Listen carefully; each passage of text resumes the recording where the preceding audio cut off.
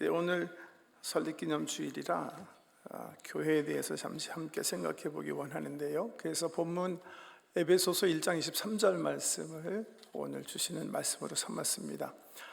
저는 이 말씀, 아주 간단한 말씀이에요. 교회는 그의 몸이니 만물 안에서 만물을 충만케 하시는 이의 충만함이니라 말씀인데요.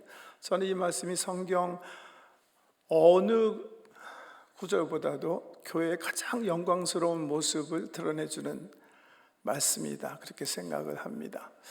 두마디로 되어 있죠. 교회를 설명하면서 교회는 그의 몸이니 만물 안에서 만물을 충만케 하시는 이의 충만함이니라. 간단하게 설명을 드리면 이렇게 설명드릴 수 있겠어요. 전반부는 교회의 정체성에 대한 말씀이다, 이렇게 볼 수가 있고요. 그죠? 교회는 그의 몸이다 그러셨으니까 교회 정체가 뭐냐 그러면 몸이다, 이렇게 우리가 대답해야 될 것 같고, 두 번째 말씀은 기능에 대한 말씀인 것 같죠. 만물 안에서 만물을 충만케 하시는 이의 충만함이니라, 이렇게 설명하고 계세요. 오늘 또 장로 장례식도 있고 그래서 말씀을 좀 간단하게 하기 위해서 제가 오늘 전반부 교회 정체성에 대해서 좀 말씀을 드리려고 하기 때문에 두 번째부터 간단하게 좀 정리해서 말씀드릴게요. 교회 기능에 대한 말씀인데, 교회가 뭐예요? 만물 안에 있으면서 만물을 충만케 하시는 이의 충만함이다, 이렇게 설명하고 있어요. 만물을 충만케 하시는 이는 누구예요? 당연히 하나님이시죠. 성부 하나님이시든 우리 예수님이시든. 요한복음에 보면 우리 예수님은 은혜와 진리로 충만한 분이다, 이렇게 소개하고 있으니까 그 말씀을 적용하면 우리 하나님은 자기가 만드신 세상을 은혜와 진리로 충만하게 채우시기 원하시는 거죠. 그 만물을 충만케 하시는 이가 그런데 세상의 은혜와 진리를 공급하기 위해서 뭐 한 거예요? 미리 채워놓는 그릇 같은 게 있다는 거예요. 그게 바로 교회라는 거예요. 이게 이런 의미예요.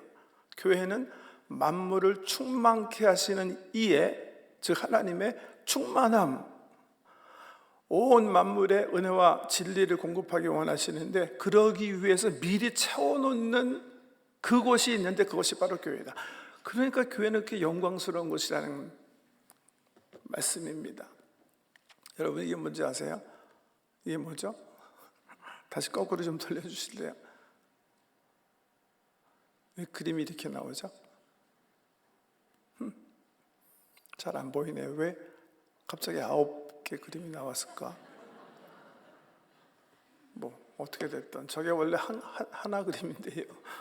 그 401 타고 이렇게 가다가 걸프 쪽으로 들어가면 뭐 어느 타운 들어가도 마찬가지예요. 하이웨이 가끔 보면 큰 탱크가 이렇게 공중에 걸려 있는 거 있죠.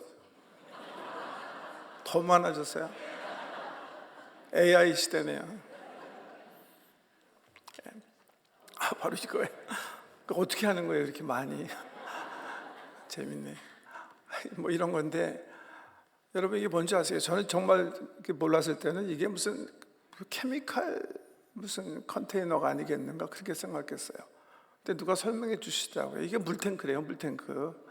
예, 수도국에서 보통 뭐 토론토도 그런지 모르겠습니다만은 지역사회 물을 공급할 때에 각 가정마다가 막 펌프를 싸가지고서는 그 수압으로 우리 집에 물 공급하는 게 아니랍니다. 펌프를 쏴서 이쪽으로 가는 거래요. 그러면 소위 이제 기억하시죠? 위치 에너지를 사용해서 공중에 있는 물탱크를 가득 채워서 똑같은 수압으로 각 가정에 물을 공급하는 거예요. 저 어떤 분이 이거 설명해 주셨을 때 딱 그 생각이 들어요. 이거 교회다, 이게 교회인 거예요. 하나님께서, 여호와 하나님께서 온 우주를 당신의 은혜와 진리로 채우시기 원하셔요. 그런데 미리 채워놓는 데가 있는 거예요. 그게 바로 교회라는 거예요. 그러니까 사실은 이 세상, 이 우주는 교회 없으면 소망이 없는 거예요. 우리 교회가 세상을 진리로 인도하기 때문에 이 세상이 진리를 깨닫는 거고요. 우리가 은혜를 살기 때문에 세상의 은혜를 경험하는 거예요. 그러니까 좋은 교회는 어떤 교회예요? 무지한 세상을 참 진리로 가르쳐서 인도하는 게 좋은 교회고요. 이 세상에 은혜를 전달하면 그게 좋은 교회예요. 우리 본하는 교회는 지금도 너무 잘하고 계시지만 주님 오실 때까지 은혜와 진리로 충만해서 은혜와 진리를 너무나 필요로 하는 이 세상에 주의 은혜와 진리를 전달하는 축복의 통로가 되시길 주의 이름으로 축복합니다. 이게 첫 번째, 두 번째죠. 교회 기능에 대한 말씀이라면 첫 번째 말씀 좀 생각해 보기 위한 교회는 그의 몸이니라는 교회 정체성에 대한 말씀인데요. 교회는 예수의 몸이다. 하도 자주 들으시니까 감동이 없으시죠? 야, 김 집사, 네가 내 몸이야. 이런 말씀이거든요. 저와 여러분이 예수의 몸이다. 이거 무슨 말씀입니까? 사실 어떻게 보면 회개망측한 말씀이죠. 성자, 그 거룩하신 예수님, 저와 여러분이 몸이라니요. 이건 정말 충격적인 말씀입니다. 바울은 그런데 여러분 어떻게 이런 말을 할 수 있을까? 이게 무슨, 여러분 교회는 예수의 몸 같은 겁니다 이렇게 말씀하신 것도 아니고 직위법으로 말씀하신 것도 아니고 그냥 은유로 말씀하신 거예요. 교회는 예수의 몸이다. 성도는 그리스도의 몸이다. 이렇게 딱 우리의 정체성을 이렇게 못 박아버렸어요. 그래서 무슨 근거로 이렇게 말씀하시는가? 왜냐하면요, 성경에 보면 구약의 선지자들이 그렇게 얘기한 적이 없어요. 성경 기자들이 그렇게 얘기한 적이 없어요. 예수 그리스도의 12 사도들이 그렇게 얘기한 적이 없고 우리 예수님이 그렇게 말씀하신 적이 없어요. 신학의 어떤 성경 기자도 그렇게 말씀하신 적이 없어요. 바울만 유독 얘기하는 거예요. 교회가 그리스도의 몸이다. 모든 서신에서 말씀하시지도 않으세요. 고린도전서, 로마서, 고린도전서, 골로새서, 그리고 오늘 본문에 있는 에베소서에서 말씀하시는 거예요. 교회가, 성도가 그리스도의 몸이다 이렇게 말씀하시는 거예요. 저는 그게 참 궁금했어요. 바울이 어떤 근거를 가지고 이렇게 과감하게 교회를 띄우나? 저는 두 가지 근거가 있다고 생각해요. 하나는 성경적 근거인데요, 설명드리겠는데, 바울은 창세기 2장에 나오는 하와 창출 사건, 아담에서부터 하나님께서 하와를 만드시잖아요. 그 사건이 그리스도와 교회 관계를 우리에게 일러주는 예표다 이렇게 이해하신 것 같아요. 그 말씀을 이해하기 위해서 에베소서 말씀 5장을 좀 보겠는데, 5장에 보면 바울 선생님께서 부부들이 이 세상에서 어떻게 살아가야 되나를 설명해 주세요. 이렇게 얘기했어요. 남편들아, 아내 사랑하기를 그리스도께서 교회를 사랑하시고 그 교회를 위하여 자신을 주신 같이 하라. 그러면서 왜 남편이 아내가 남편 사랑하는 것을 그리스도가 교회 사랑하시는 것처럼 하라는 이유를 설명해 주시는데, 그 이유가 바로 이거예요. 한 몸이라는 거예요. 한 몸. 그리스도가, 교회가 자기 몸이기 때문에 자기 몸을 사랑할 수밖에 없잖아요. 여러분 몸뚱아리 그냥 아무 데나 굴리다가 오셨어요? 아니잖아요. 일어나서 뭐 씻고 닦고 입히고 해가지고 왔잖아요. 사람은 자기 몸을 사랑할 수밖에 없거든요. 근데 교회가 그리스도의 몸이기 때문에 그리스도는 교회를 사랑할 수밖에 없대요. 그런데 같은 마음, 같은 가르침으로 성경에 보면 아내와 남편이 한 몸이잖아요. 그러니까 당연히 자기 몸을 사랑하는 것처럼 사랑하라 이거예요. 이런 논조로 얘기하시는데 보세요. 설명드렸으니까 이와 같이 남편들도 자기 아내 사랑하기를 자기 자신과 같이 할지니, 왜? 자기 몸이니까. 자기 아내를 사랑하는 자는 자기를 사랑하는 것이라. 누구든지 언제나 자기 육체를, 자기 몸을 미워하지 않고 오직 양육하여 보호하기를 그리스도께서 교회에게 함과 같이 하나니 우리는 그의 몸의 지체임이라. 무슨 말인지 이해가 되시죠? 서로 부부가 사랑해야 되는 게 한 몸이니까 내가 내 몸을 사랑하는 것처럼, 자기 사랑하는 것처럼 그렇게 사랑하는 것이다. 그게 바로 그리스도가 교회를 사랑하는 것이다. 이렇게 설명하시면서 갑자기 이런 말씀하시는 거예요. 그러므로 사람이 부모를 떠나 그의 아내와 합하여 그 둘이 한 육체가 될지니. 이 말 무슨 말씀이죠? 하나님께서, 여호와 하나님께서 아담을 잠재우시고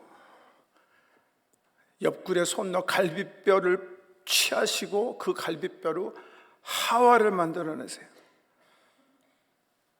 그래서 깨어난 아담이 보니까 이게 자기 뼈다구고 자기 살이야, 하와가.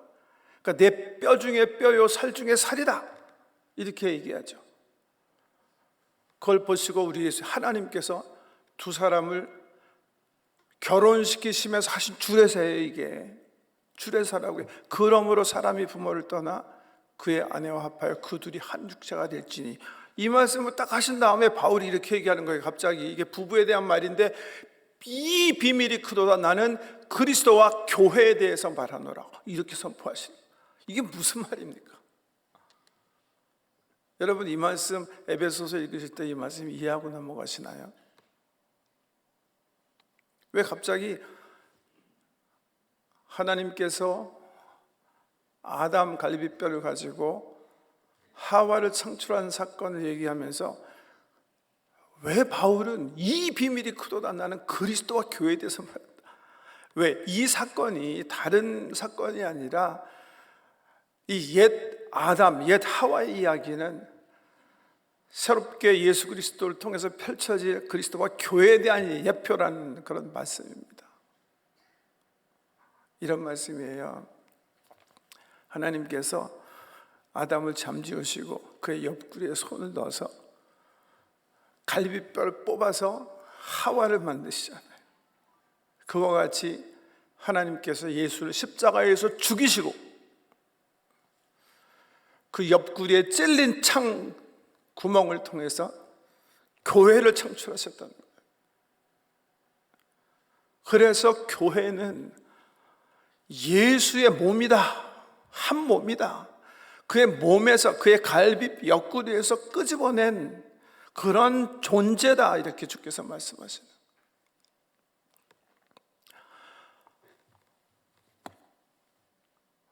그래서 교회가 귀한 거예요.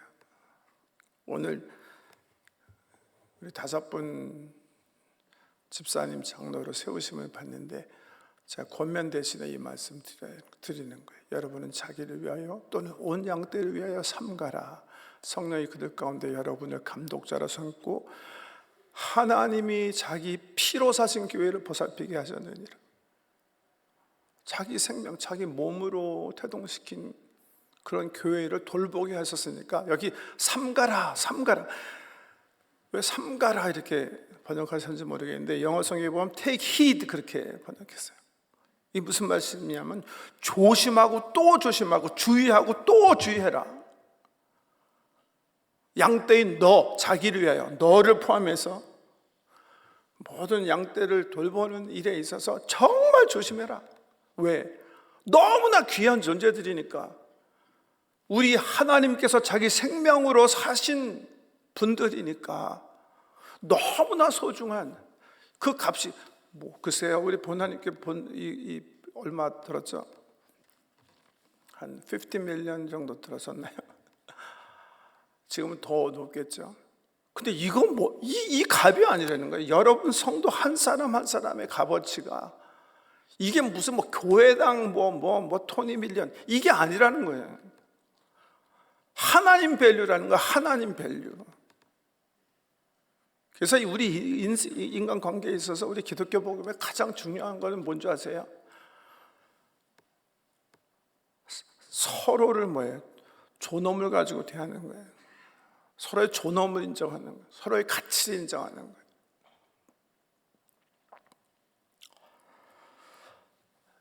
오늘 세우심을 받은 5분 장로님, 정말 우리 교회를 성도님들을 잘 섬기는 귀한 종들 되길 주의 이름으로 축복합니다.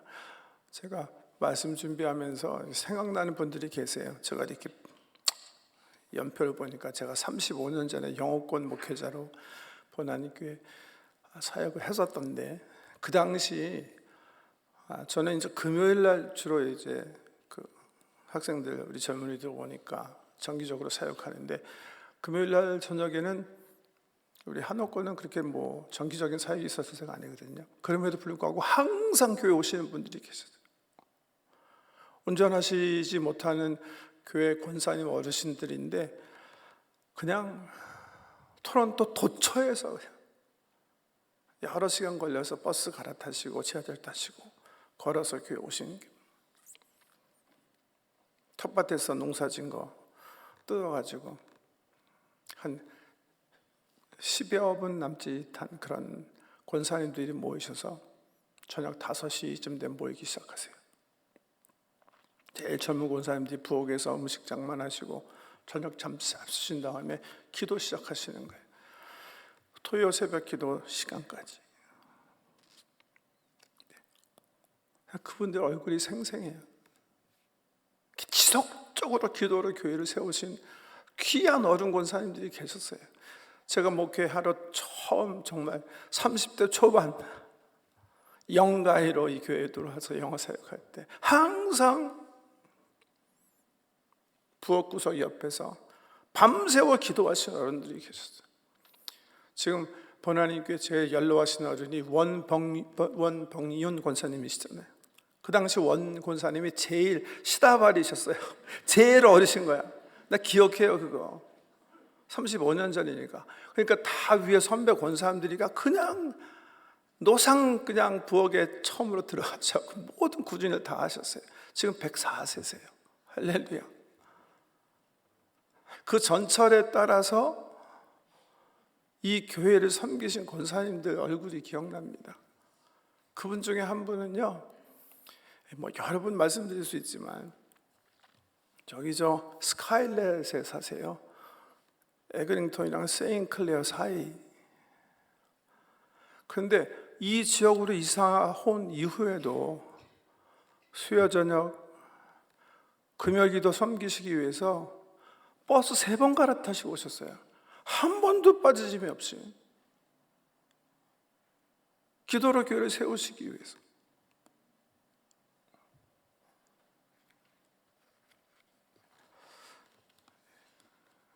장로로 세우심을 받은 5분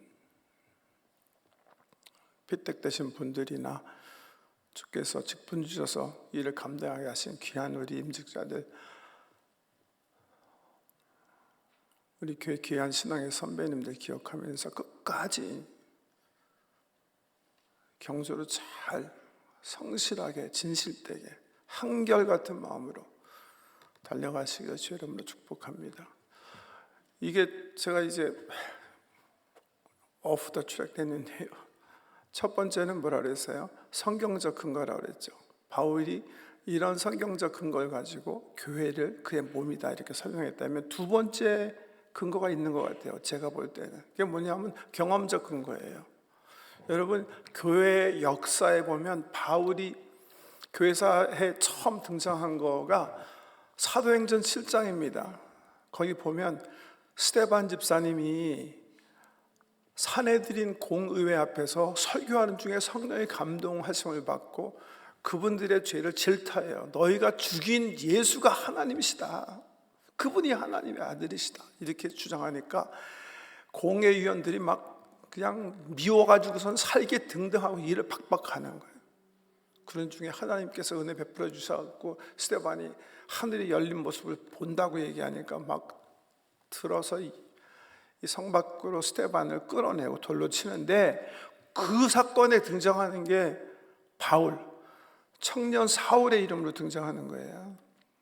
성경에 보면 돌치는 사람들이 돌치기 전에 옷을 벗는데요, 그 옷을 맡아두는 사람의 이름이 사울이다, 사울이었다 이렇게 기록돼요. 그러니까 사울이 그 당시 전통으로 하면 소위 사형 집행 책임자예요. 사형 집행 책임자. 근데 사형 집행 책임자는 옷만 맡아두는 일을 하지 않았어요. 한 가지 굉장히 또 중요한 일을 했어요. 그게 뭔지 아세요, 여러분? 돌쳐서 죽이는 사람의 첫 돌을 집어서 던지는 역할을 하는 게 그 사형 집행관, 옷 맞는 사람의 책임이에요. 그 전통대로 그 사형이 이루어졌을 것이고, 스데반 집사가 맞아 죽은 돌의 첫 돌은 모름지기 그 전통에 의하면 바울이 던졌을 거예요. 저는 바울이 그 사건을 기억하면서 늘 자기가 죄인 중에 죄인이고 괴수 중에 괴수다라고 고백했을 것이다, 이렇게 생각을 해요.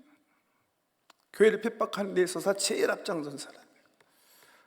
그때 사도행전의 교회사에서 등장하고, 그 이후에 바울은 사기 충천해서 교회를 핍박하는데요, 9장에 보면 사도행전 영장을 스스로 가서 털라 그래요. 다메섹에 예수 믿는 놈들이 있다는 소식을 듣고 사내들인 공의회에 신청해서 영장을 가지고 수색대와 함께 토벌하러 가는 거예요. 다메섹 다 가는 지점에. 그런데 갑자기 하늘에서 환한 빛이 말 타고 가는 사울을 비춥니다. 그 빛으로 인해서 사울은 말에서 굴러 떨어져요. 그리고 땅에 엎드려요. 그때 하늘에서 소리가 나는 거예요. 사울아, 사울아, 왜 내가 나를 핍박하느냐. 근데 사울은 그 소리를 레코나이즈 하지 못해. 자기가 핍박한 사람이면 그 소리 들으면 알았을 거 아니에요. 그러니까 묻는 거예요. 당신이 누구십니까? 당신이 누구신데 내가 당신을 핍박했다고 하시나요? 그때 그 소리가 뭐라 그래요? 나는 네가 핍박하는 예수다. 그리고 이제 네가 성에 들어가면 내가 행할 일을 누가 너에게 알려줄 것이다. 이런 음성을 듣게 된 거예요. 바울한테는 너무나 충격적인 경험입니다. 이게 은혜의 경험이죠. 사도행전에 보면 바울이 여러 군데서 전도하면서 사용한 전도문이 3군데 기록되어 있는데 다 이 다메섹 경험을 토대로 해서 설교 말씀을 전하는 것을 볼 수가 있어요. 너무나 귀했기 때문에. 그런데 인용만 한 거 아닌 것 같아요, 제가 볼 때. 왜? 바울 서신 읽어보면 바울이 우리에게 설명해 주는 가장 중요한 교리, 신앙의 원리들이 다 이 경험에 뭔가 기초한 것 같아요. 바울 선생님이 이해한 구원, 은혜, 구원의 은혜, 이거 마찬가지예요. 로마서에 보면 5장에 우리가 하나님과 원수 되었을 때에 하나님께서 그거 마다치 않고 스스로 찾아와 주셔서 우리를 하나님 자녀 삼으셨다. 이게 바울이 이해한 은혜론이에요. 이거 자기가 경험한 거, 어디서? 다메섹에서 경험한 거예요. 왜? 자기는 지금 막 원수짓 하고 있었잖아요. 하나님의 계획에서 관점에 보면, 예수님 계획 관점에서 보면 교회를 핍박했잖아요. 그런데 하나님께서 그 원수된 자기를 용서해 주시고, 자기 용서 청하지도 않았는데 말이죠, 미리 찾아와서 구원해 주신 거예요. 그리고 그렇게 또 말씀하시는 거예요. 내가 네가 해야 할 일을 이미 정해 놓았으니까 누가 너에게 얘기해 줄 거다. 이방 사도로 부르시는 그 계획인데요, 원수 짓을 때 벌써 하나님께서 이 사울을, 이 바울을 당신의 종으로서 계획을 가지고 계셨다는 거예요. 그게 바울이 이해한 예정, 예지예요. 우리 장로위가 좋아하는 그 뭐죠? 우리 칼비 선생님 가리키신 예지, 예정론이죠. 교회론도 마찬가지예요, 여러분. 보세요. 다메섹에서 나타난 예수님께서 사울아, 사울아, 왜 내가 네 제자들을 괴롭히냐? 왜 나의 교회를 핍박하느냐? 왜 나를 따르는 사람들을 박해하는 거야?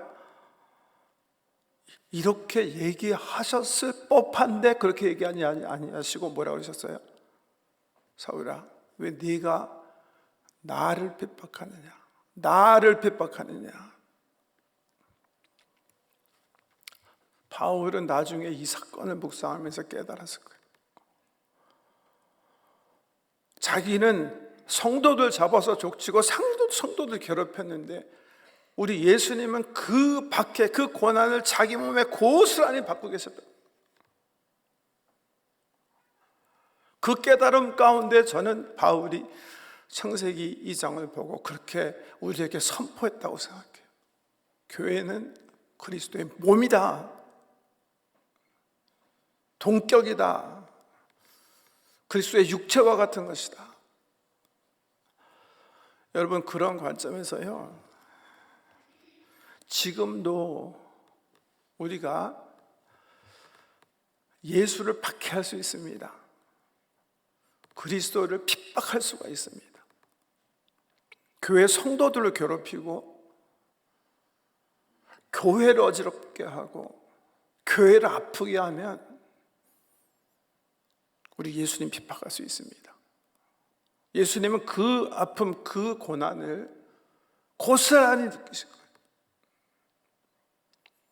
또 같은 차원에서 지금도 우리가 예수님을 섬길 수가 있습니다. 예수님을 사랑할 수가 있습니다. 예수님께 헌신할 수가 있습니다. 교회에 헌신하시면 되고요, 우리 성도님들 잘 돌보시면 되고, 성도를 잘 사랑해 주시면 되는 거예요. 특별히 그 성도님 중에서도 어떤 성도님, 어려움을 당한 성도님, 왜? 예수님께서 말씀하신 거예요. 이 말씀 보시고 그냥 말씀 마칠게요. 시간 갔어요. 예수님 하신 거 아시죠? 마태복음 25장에 보시면 우리 예수님 뭐라 그러셨어요? 네 형제 중에 지극히 작은 자 하나에게 한 것이 곧 내게 한 것이라. 이게 몸의 의미인 거예요, 여러분. 여기 보시면 하이라이트 한 분이 누구예요? 내가 줄였을 때 뭐야? 우리 주변에 가난한 분들, 거지 되신 분, 나그네 되었을 때, 뭐 우리 토론토의 관점에서 얘기하면 누굴까요? 난민이신 분, 네.